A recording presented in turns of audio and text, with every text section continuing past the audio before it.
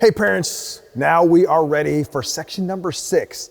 And this starts getting a little bit fun, talking about AAU teams and summer camps. So in this section, we're just gonna talk about 2 things. How do you choose the right AAU program for your kid to play in, the right team, the right coaches, and then also, how do you figure out what are the best camps for them to go to? Seems like there's always a camp to go to. We're gonna unpack this here in this class.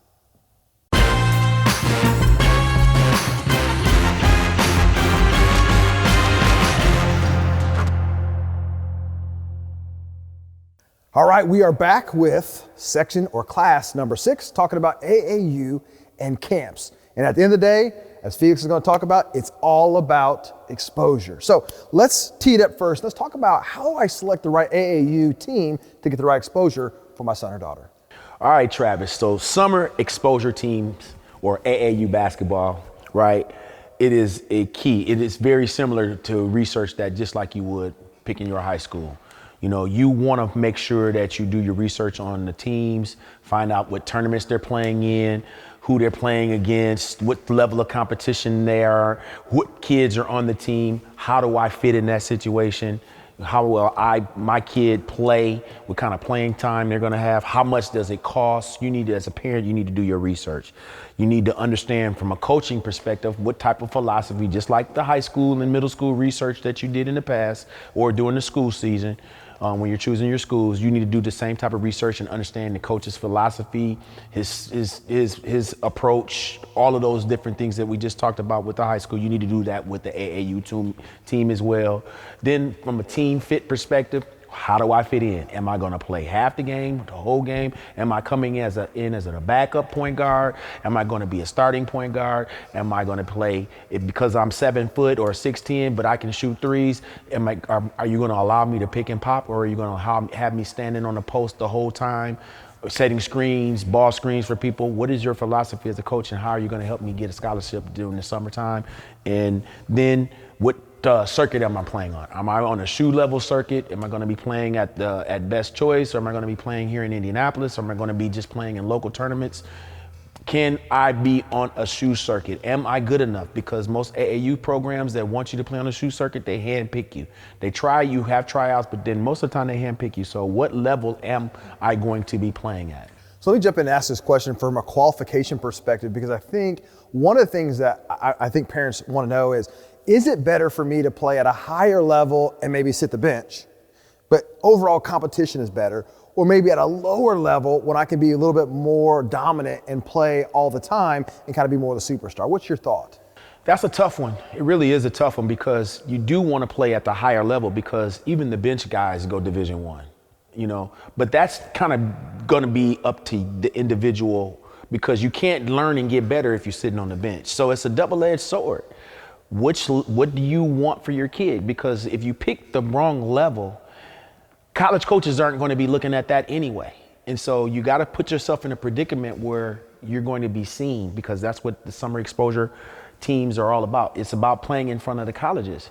Right now with the coronavirus, right now, even the lower level teams are getting the exposure because their games are being live streamed and that type of thing. So it just really depends on the level of opportunity that you can create for yourself. And would you say, when you think about the different levels that are out there, so obviously the highest level is if you're playing on a sponsored shoe team, which whether it's Nike, whether it's Adidas, Under Armour, that's top of the top. And then what's next? And how do I look at the difference between that and, you know, some teams I feel like have like 7 different teams in organization.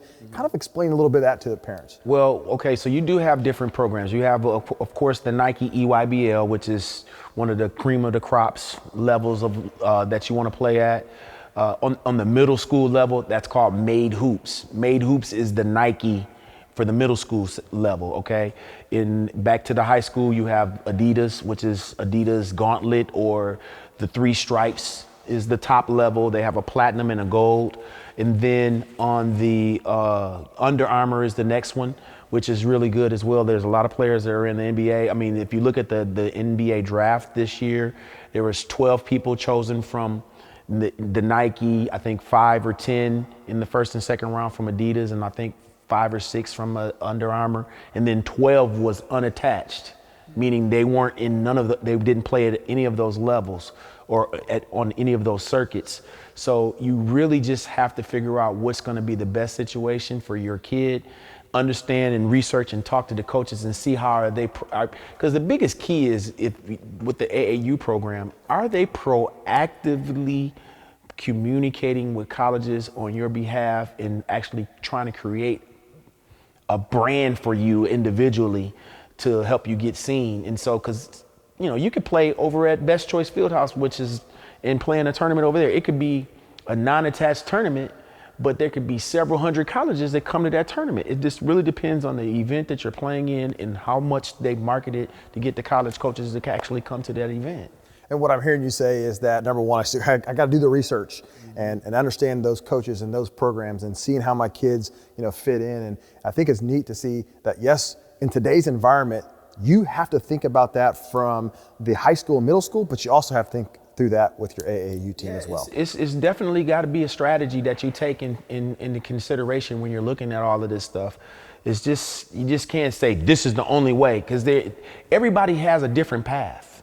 Every kid's going to have a different path to go to play college basketball. And some of that's got to lean on the parents too, as far as, let's say you played on a team, I don't know, I'm just throwing a name out there. Let's say you played with EG10. EG10 is an Adidas program, right? Let's say that the team didn't have the top caliber players on there to draw the coaches to watch. Well, you as a parent or as a kid, you have to call the coaches yourself and say, hey, here's our summer schedule. Can you come to my tournament and see me play? Here's film. Can you watch me play to see if I can fit into your program? So as a parent, that's something that we have to take responsibility for too. Awesome. And now, obviously the AAU circuit and the exposure summer teams is a big deal, but equally as big often is exposure camps. Obviously this is your neck of the wood where you have one of the best camps, but I want you to break down the type of camps that are out there, because as a parent, what I'm trying to figure out is I don't have endless money. And if I'm going to invest in my kid like I committed to, I need to know how to prioritize these camps and figure out which ones I should send my son or daughter to. Well, you got several different types of camps. You have invite-only camp, okay? Usually the invite-only camps you've had to probably play with a Nike circuit or Adidas circuit or Under Armour circuit, right? 9 times out of 10, kids that get invited to those played on those circuits, okay? Then you have college elite camps versus college overnight camps. I'm a proponent for college elite camps. I think that's where you can get scholarships because they're recruiting kids, and it's inexpensive to go, and they have a bunch of kids that are really competitive, so you get an opportunity to stand out in that situation. And let me jump in and ask, how do I know it's a college elite camp versus just a college overnight? Because there's a big difference. There's a big difference. If you go onto a college's basketball website, right? And you look up, it'll say it'll say Purdue Elite Camp or Indiana Elite Camp. Let's just stick with Purdue, okay? Okay, Purdue Elite Camp, okay. Purdue Elite Camp. If you go in there, it's $45, $50 for that camp. It's a one-day, probably 6-hour camp.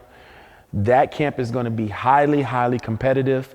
They're gonna bring in some of the top kids from the state there, maybe out-of-state kids will show up to that event.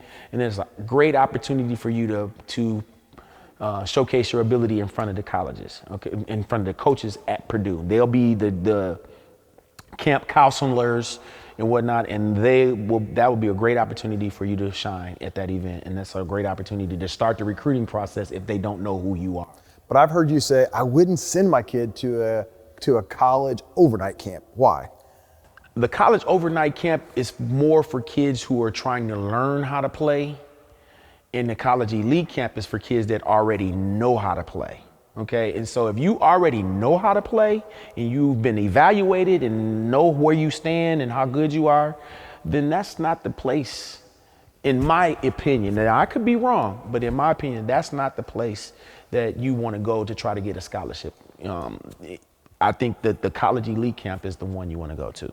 So independent exposure camps, talk a little bit about those, because that is the in the gym hoops lane, and this is what you do such a fantastic job with. Sure. The independent camps, I think some of those are good, some of them aren't good. It just really depends. And you, as a parent, you have to do your research and understand how those camps work. They're more individual camps. They're not team camps. The kids are there to stand out. They're exposure camps. So there's going to be a lot of dribbling and all that kind of stuff. I try to contain that at my camp. Sometimes I can, sometimes I can't. It's not perfect. But the individual, independent owner camps are really good. They create a lot of buzz. They create a lot of exposure. There's a lot of them around the country. You have a variety of different ones that they're camps that you just can't miss because there's media there from everywhere. There's scouting services from everywhere, and they're talking about your kids. And those are the type of events that you as a parent have to research to understand if your kid goes, what type of level of play that they got to bring to the table. Because there are parents that come to my camp that leave mad because their kid is used to passing and setting ball screens and passing the ball 4 or 5 times and playing basketball the right way. But these are exposure camps and kids are going for broke. They're going one-on-one. They're playing solo dolo. They're trying to get their name out there. And so you have to be prepared. So a lot of times you go to these camps for the first time and you're not prepared on what to expect at these events, and you leave angry because your kid didn't even touch the ball. And so your kid ends up being the kid who takes the ball out of the bounce every time after every made bucket. And so you want to understand what these camps are about and how it can create a buzz for your kid, because that's what it's all about, is just trying to create a buzz for your kid. There are 2 other type of camps that we talk a little bit about, and that is, back in the old days, we always went to our own high school that had one. Is that important, or should they even do that? Is there a political gain for that? And then the last one is simply specialty camps. I think you go to the high school camps, because you want the high school coaches to know who you are at an early age. So I think it's very beneficial for you to go to the high school camp. As far as specialty camps, you have camps out there like, that focus on position. Point guard camps, which I think is a good camp to attend if you can find one that looks over films and teaches you how to break down film, and big man camps that teach you how to do drop steps and big man moves. The specialty camps are important too, if you can afford to do it, because they're not going to be cheap. But if you can afford to do these things, you should try to do them, because I think the more you can put your kid in this environment where they will be able to stand out, the better opportunity your kid is going to have when colleges are looking. They all know how to perform when the lights are on. And that's what you want, because you just can't show up to a camp and think, I'm going to kill. You got to know how to play in that environment. So, I think the key, what I got out of both of these 2 things, is about research. And you have some bullet points that I know you want to walk through specifically about making sure that parents are equipped mentally to know what to research. So kind of walk them through some of that research stuff. When you look at a camp in or a summer exposure team, how organized are they? Can you get your schedule and look at their schedule a year in advance to see where they're playing and that type of thing? Make sure you understand if they're your camp that you attend, if you know what team your kid is on before you get there. If it's organized, you want to go to an event that's really organized. That makes the event so much more fun to participate in. Is the event going to be competitive? Is the AAU team going to be competitive? That's an important situation. You want to put them in a competitive situation so that they can get better. Will media be there? The more media, the better. You can never have enough exposure. You can never be on YouTube enough. You can never be on Instagram enough. You can never be on In the Gym Hoops enough. You can never be on In the Gym Hoops enough. That's right. But I tell people that because people will say to me, oh, I'm only going to get a video when he's a senior. If you wait till your senior year to get yourself or your son or your daughter a video, it's too late. You need to start doing that in the 8th grade and up, and even younger than that if you can, because you need the exposure. You need his name or her name out there as much as possible. In phone videos, if you're doing the video on a phone, that's not going to work. You need third-party validation. Third-party validation is huge for us as parents. College coaches. Will college coaches be watching the camps? Will they be live streamed with the way the virus is right now? Will college coaches be watching the streams and so forth? That's a key. You want to go to an event that has coaches watching. Scouts. Will scouts be at the event? Are they doing write-ups and talking about the players that will be there? Those type of things are important. the more the merrier. When I was in college, when I was trying to come up, we had one magazine called Street and Smith's magazine. If your name was in that magazine, you had a great opportunity to go Division I. That magazine doesn't even exist anymore. It's because of the internet. And then what does the camp do for your kid?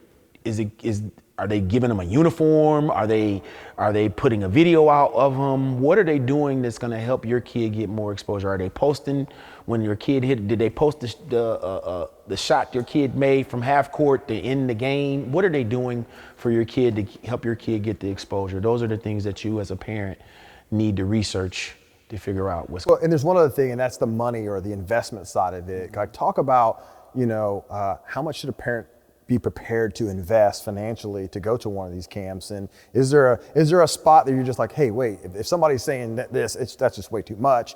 Talk a little bit about the financial side of it. Well, none of these camps are free. Even the smaller ones, nobody's going to do a free camp. If it's a free camp, it's probably because you're an elite player. You are already considered a pro, whatever the case may be. Then those type of events, those will be free, but those will be laid out in so much detail. Like I said earlier about the invite-only camps, those will be the free camps, and you have to really, really, really be good for those, okay? But all of the other camps, they anywhere from $350, maybe $500 down to $100, and you just have to determine what your budget is and what's going to be beneficial to get the most out of the money that you invest in it. I'm going to put you on the spot here because you talked about the exposure camps, and obviously you run a very successful one. What is it that you are trying to do at your camp to kind of check all those boxes, and why parents should probably think about sending their kid to the End of Gym Hoops camp? Well, I'm biased, of course, but I feel like we have a really organized event. It wasn't always organized, but we've learned from our mistakes, and we try to grow. But we try to have an organized event. We try to give the kids a nice uniform. We try to make sure that the games are competitive and that we bring in a lot of competitive, top-notch players from all over the country, because I think you can't get better until you see how you compare up against some of the top kids that are ranked. We also offer a ranking service. We have scouting services there. We film everything. And then we provide video services. I think we have one of the best video operations in the country as far as providing a service where we can make a video for a kid and turn it around in a quick manner and then provide it to the kid, and then showcasing his abilities, and especially what colleges want to see. So you heard it here. We broke down AAU and we talked about the camps. I think every parent has to think about doing the research and making sure that every camp, it may not be a good fit for your kid. Every team may not be right. Unpack it. Make sure that you're putting your kid in the best situation to succeed with their summer exposure camps and their AAU teams.